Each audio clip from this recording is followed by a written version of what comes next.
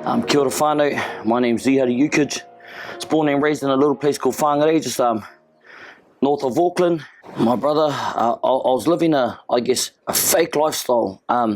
So I got involved in gangs at a young age. I used to look up to a lot of brothers that I called so-called my brothers, my bro. I still love them actually regardless of my new journey I'm on.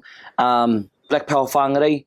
I was involved from about the age of 15 up to about 25, where I had received my patch.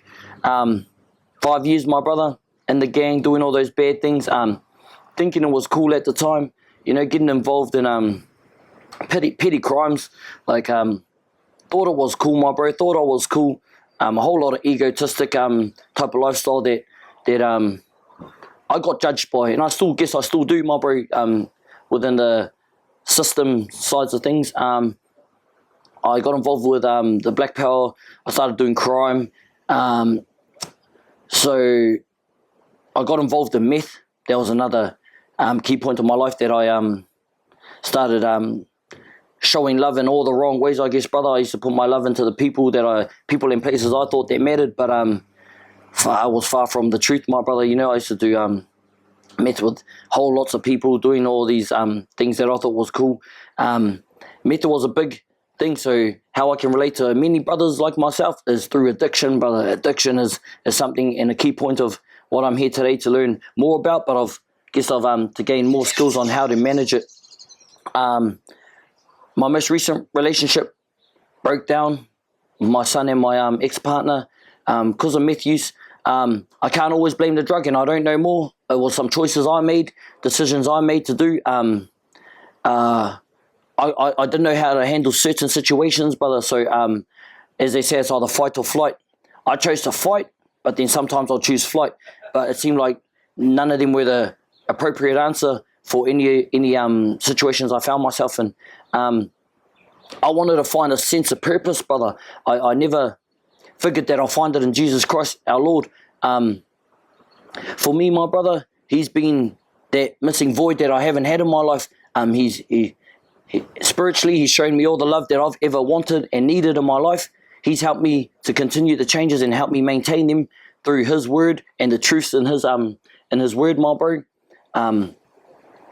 My relationships were broken. Myself was broken. I used to live a life of regret, a life of struggles, but they were all inflicted by myself. I believe it's all part of God's plan, my brother, and finding the connections are where I've lost. But SafeMan, SafeFamily, my brother Phil Pike, and brother Vic Tamati, grateful for them in my life, brother. They've been another big significant part of my journey here on my hikoi to become a very safe man. I once was an unsafe man, brother, because I was living a destructive, violent, physically, mental, emotional, verbal lifestyle in most of my relationships growing up until this age. I wasn't taught all these type of things at a young age. I experienced abandonment, neglection. I was given away at birth, not loved in the way I guess as a child should have been loved. But in God's grace, I've forgiven all those that have, I feel let me down. But I've picked myself up, and it's time to continue on this journey. I'm a father of seven, 5 here on this earth, and 2 passed away. Journey's my first daughter, Journey Marie Ukij. Second's my son Rihari Jr. Third is my son Royal, who passed away, sadly, but happily, because this earth is a wicked place. But praise the Lord. Fourth is Jazalia. Fifth is Azalea. Sixth will be my one that passed away with one of my ex-partners. Both of them passed away. And my 7th is with my most recent ex-partner, Tyson is his name. So they're a big reason why I'm here, my brother. I believe if you're really determined and committed to wanting change in your life from a lifestyle of traumatic experiences that you may have experienced in your life, it's time to pick up what you feel can help you. For myself, it was the Bible. And to read some amazing things in there to help me prosper that's what's brought me here today, my brother. I come here with an amazing man, Chris Nahi. He's been part of my magnificent journey here and changing my life. Victory House, my brother, on behalf of Victory House, I'm here, my bro Chris Nahi. Big shout outs to him, my brother, for bringing us great men down here. Accountability is one of the biggest systems in our growth and change within this Victory House that the journey I've been on, my brother. It brings it's helped me change all the things I never thought I could in life, my brother. But having God in my life now has really made me experience these changes where it was so easy to be a bad person. We're trying to be a better person from all the traumatic stresses we've lived in our life to try and change our whole lifestyle of the bad things and bad choices we've made to try and be a better person. It's not easy, but God never said it was going to be easy. So I'm committed to those changes, my brother. I can now officialize that I'm a safe man, my brother, so I'm going to have a safe family, and that's what it's about. I'll say 30, my brother, after this recent mishap with my ex-partner and losing my son and the relationship there. I was messed up on meth, my brother, ended up in jail for about, countless times, my brother. I've been there, done that. Found myself in jail, praying to him again, my bro. Regardless of whether I had thought that he would answer my prayers or not, he definitely come through for me, my brother. And how I know that is because he took me from that dark place into a better place here today. Just know that God loves you, and yous are all beautiful. My reason and my purpose for being here is to help others through the struggle that I've encountered in my life, but to help people, direct them and guide them on a better path. And there is a truth out there, the real truth. And for me, I had to find it in a place I never thought in my life I'll ever find it, but I found it, and for me it's working. One thing don't work for others, but I believe this one sword that you can pick up to help you survive through these struggles in your life is the answer to all the questions you ever ask yourself through. No matter what struggle you've been through, no matter what you go through, no one cares on how much you know until you show how much you care. For me, I just want everyone out there to stay blessed. And there's a purpose for each and every one of us. You may not find it today, tomorrow, but on your journey, you'll figure out what it is. It's a light bulb moment. My bro Chris always likes to remind me of that one day it'll click, whether you want the change or not. Kia ora whānau, my name's Christopher Nahi. I hail from Whangarei. I grew up in Auckland. My papakainga is out Mangakahi away, a place called Parakou. So this weekend I've come down here to tautoko the sui around SafeMan, SafeFamily. I have several residents in a program that I run called Victory House that are attending their course. So I just felt that it would be an awesome experience for our guys to come away and just listen to other stories and testimonies and hopefully pick up some tools to help them on their journey. So our program is focused on their behaviours as well, because it's one thing to get clean from drugs and alcohol. You can do that by just sitting in a jail cell. But if you're not dealing with the behaviours that keep on sending you back into addictions, nothing's really changing. And that's why these courses and huis and that are so important, so that the guys can identify the areas that they need to work on the most. So I come from that side of the fence. Come from a dysfunctional upbringing. There was a lot of love in our family, but I come from a fatherless home, and I found my place to go was to be in the drugs and alcohol. So I've been there, I've done that, I've been through this program, and I know that this is one way of breaking free and finding your way into the light from that dark place. How long did it take you? To see that light? Oh, it took me a long time. My addiction was most of my life. Drugs, alcohol, that sort of thing, violence. So it took me up until I was 42. So I had full-blown pee addiction for 15 years. Before that, there was other drugs and that I was taking for, it was like 20, 25 years of addictions. That's a blessing as well, because I've been in and out of jail so many times in Australia. I should be classed as a 501, but I was classed as a 109. Failed to fill out that card properly. I was deported back to New Zealand with the opportunity to reapply after 3 years. It's now been 5 years that I've been home. I'm happy in the space that I'm at. I'm happy where I'm at. One day I might try and go back for a holiday, but for at the moment, I feel that my calling is here in New Zealand.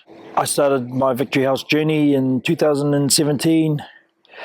I had an encounter with the Lord in my jail cell, and when I left, got released, I went to a friend's place, and I was there, and they were drinking and smoking pee and meth and doing what they were doing, and I had been released. Jesus had broken those chains of addiction over my life. Now I'm talking full-blown addiction every day, had to have it. I just had copious amounts of it. And then I was released from that. And then I had a dream, and in this dream, I had my old Bible from jail, and the voice was saying, just his loud voice was saying, these are the things to stay away from: drugs and alcohol and sexual moralities. I went downstairs, and it dawned on me that I needed to put myself into my brother's rehab that he had opened through his church, Vibe Church on the Gold Coast. The reason why I wanted to put myself in there as well was because I wanted to surround myself with brothers that are on the same journey, and because I needed to deal with those behaviours that kept me going back to addiction. Well, no, that wasn't even in my vocabulary, actually. The love languages, I love you and all that sort of stuff, that was not in my vocabulary. And I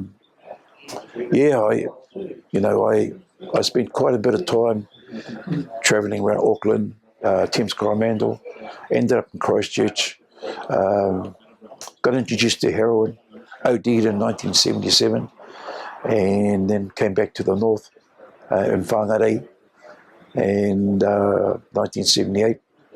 I was part of a group of Tāne that started up the Black Power. And I guess it was in that space that my life started to really unravel. So, it's been a real learning experience for me. I love the man that I am now. I love the way I'm able to engage with my wife and my children. And it's been good for me because my change has saved my marriage. I've been with my wife 44 years this year. She loves me, I love her. I have 6 daughters, 1 son, and my children love me, and my 13 grandchildren love me. Well, I guess my passion was really born of anguish. Really, the passion was trying to sort out my own life. Trying to put things right that I did wrong within my relationship. And then once I got that sorted, became a youth worker. So I started doing youth work and got together with other men that shared the same passion. And started up youth kaupapa around Taitukido, and started up what they call the Taitukido Youth Workers Network, it was called then.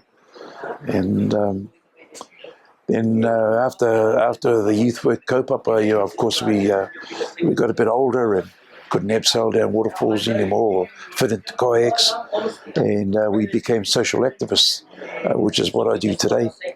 I was also a caregiver for the then Child, Youth and Family, and we found like 243 children in the 20-year period, my wife and I. And the passion around that, really ignited my passion to not only work with young people, but also with men, in particular fathers, because most of the young people that came into our care were fatherless. And what I mean by that is sometimes there were fathers that were there physically, but emotionally absent. And so it was at those times where mum struggled to bring up the children, and then some kids ended up being put into care. And this is where my wife and I picked up the experience of working with young people. What we want them to see, really, or any officials that are in Parliament, we wanted them to be in this space just to see what we do. And so some of the men that are here are on bracelets. Now, if these men were in prison, it'll cost them $130,000 a year to keep those men in prison. We're trying to keep them out. So we've got about 6 or 7 men in the space. So at $130,000 a pop, so you do the maths, 7 men at $130,000. What you should do is give that money to SafeMan, SafeFamily, and we'll make good use of it, trying to keep our men out of prison. Kia ora whānau, my name is John Ropiha. I'm from up the north end of Aotearoa. I met up with SafeMan, SafeFamily 3 years ago over in the Rāwhiti. I went to a wānanga out there. And, you know, for myself, coming from a background of domestic violence and criminogenic behaviour and street violence and institutionalism, I think, and also being deported from Australia.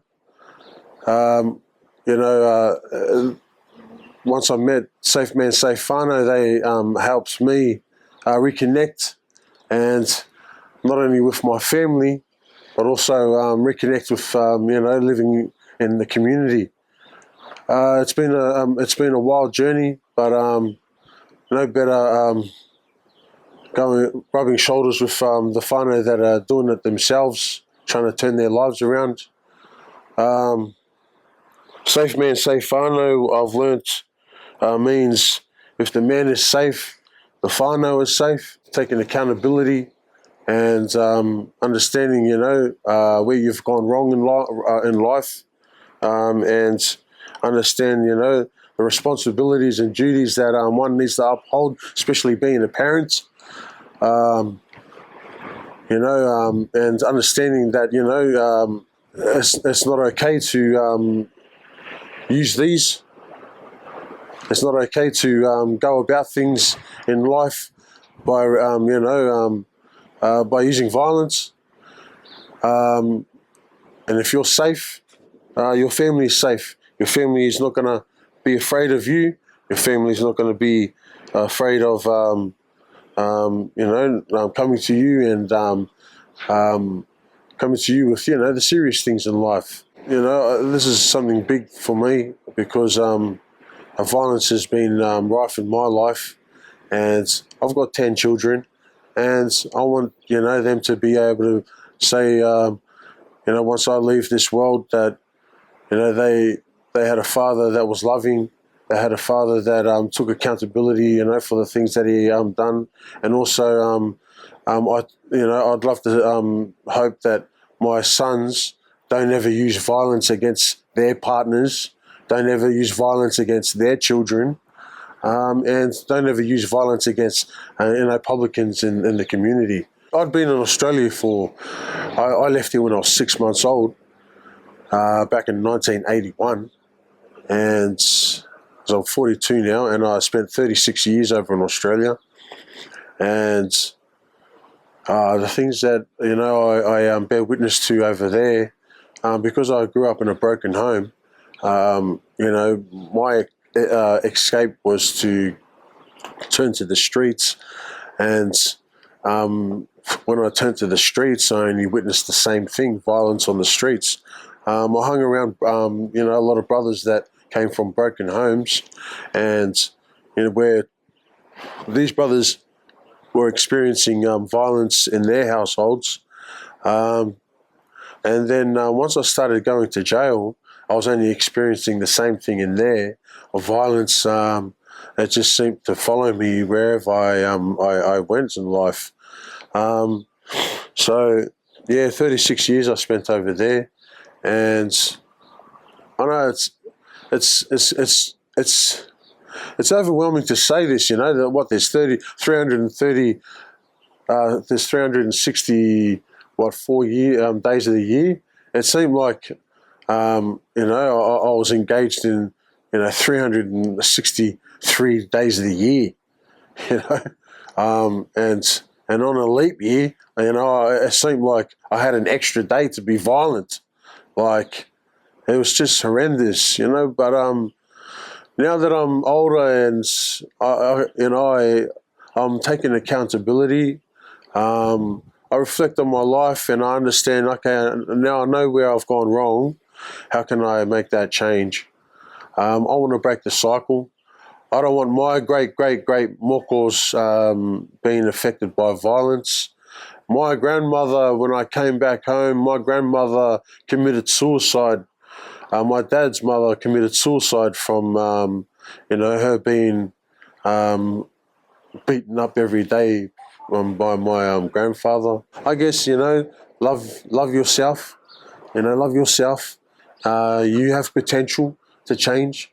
It took me X amount of couple of decades to understand that I've got potential, and I'm a son, and I've been a fucking whoreha of a son in the past, but now I'm a better son today, and also I'm a father, so I'm a parent, and children, your children, our children, they need that moral support, that edification, that is going to carry them throughout life, so love your children, and you got the potential to be a better parent, and also, most importantly, love yourself, I know. My name is Lance Jones and I'm from Whangarei. So I work for SafeMan, SafeFamily.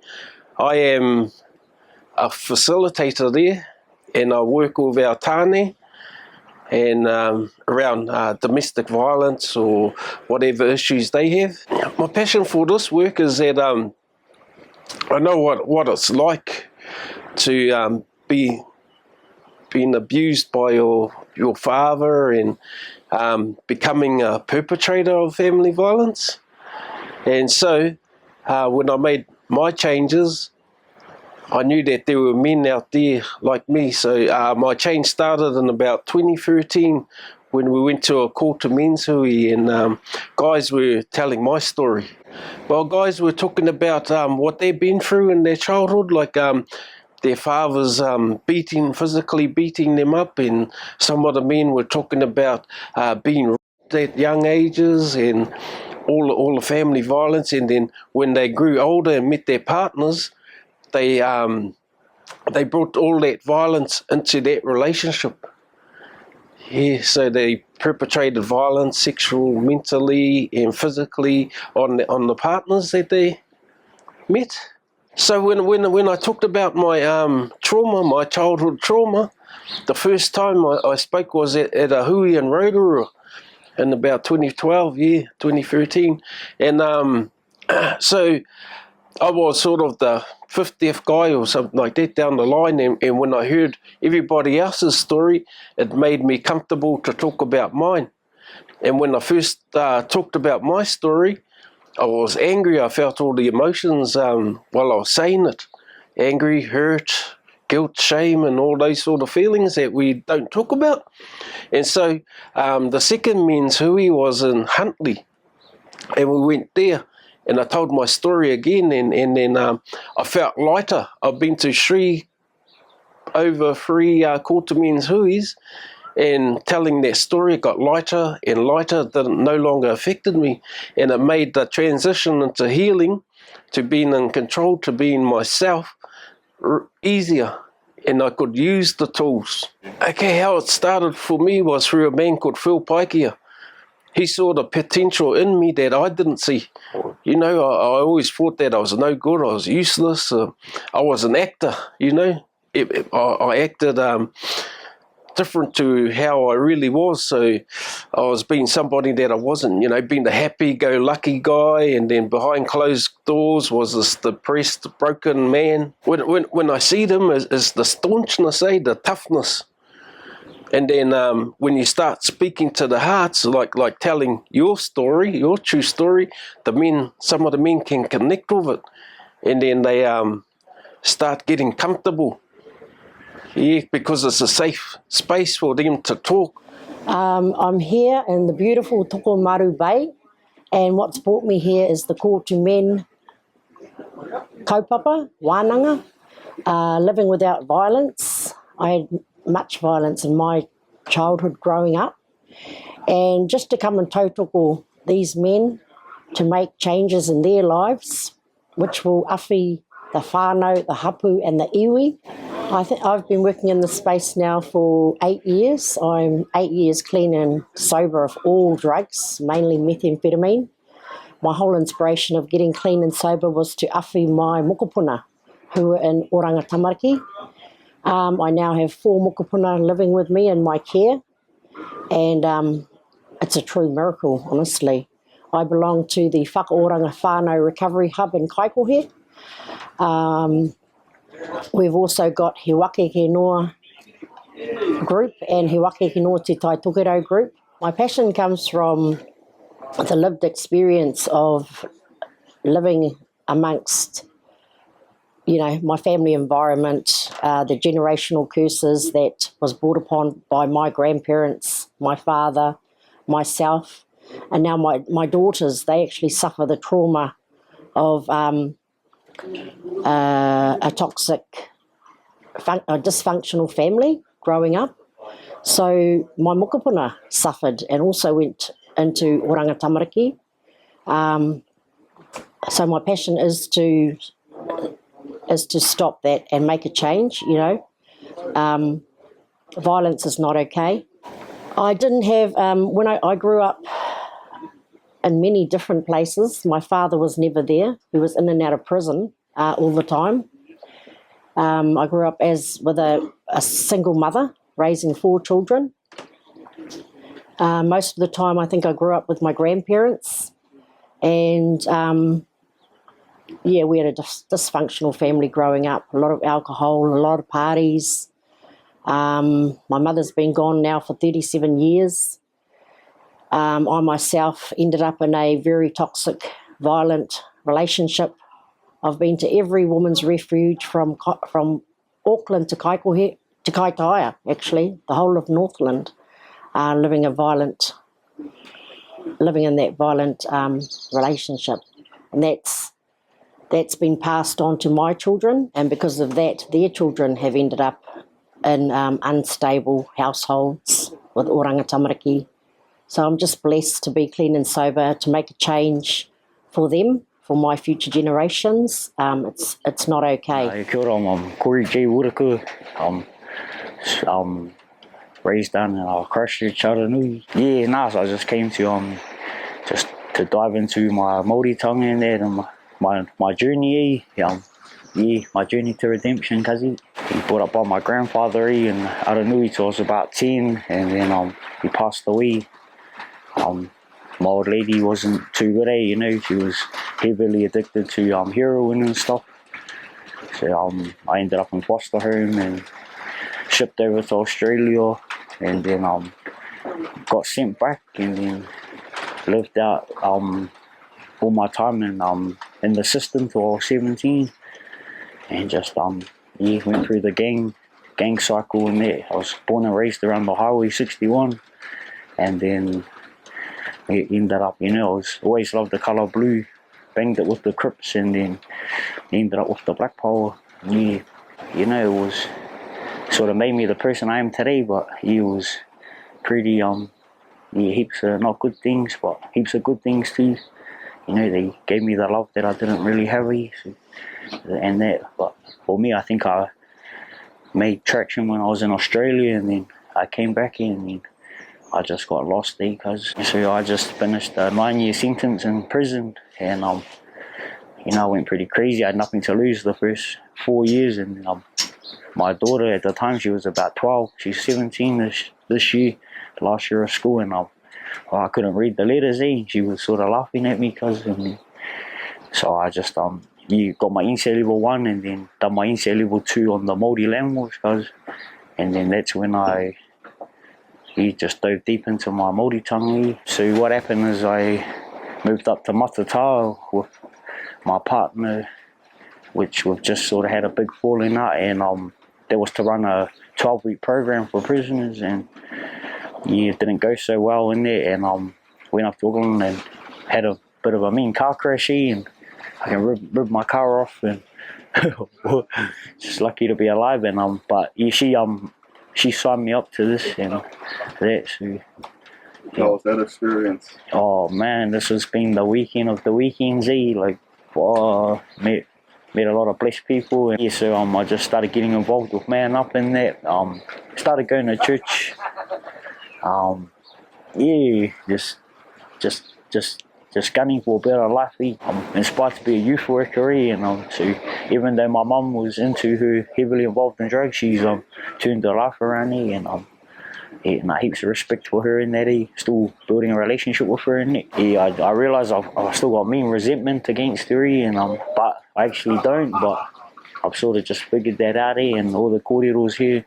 Yeah, well, probably just roll with it, and even though these bad things happen to us, and we do what we do, just reach out whānau to any support wraparound services, and because we out here, I just seen it is we're about 160 of us here, and all from all different walks of life, and it's out here, because even though I went through all that darkness, now look, still got a big journey. This is just the start after today, my brother, and but I got this, cuz I got this. Most of all, I just want to apologise for the people I hurt over the years. My daughter Shannon, and just all the family, and still got lots of love for the bros, for the movement and all the Fish Gang family, but also now, even this weekend there, there's all different gangs here, and mana to everyone there that are trying to do better for our tamarikis, also, for us as Māori people, and you stay blessed out there, whānau.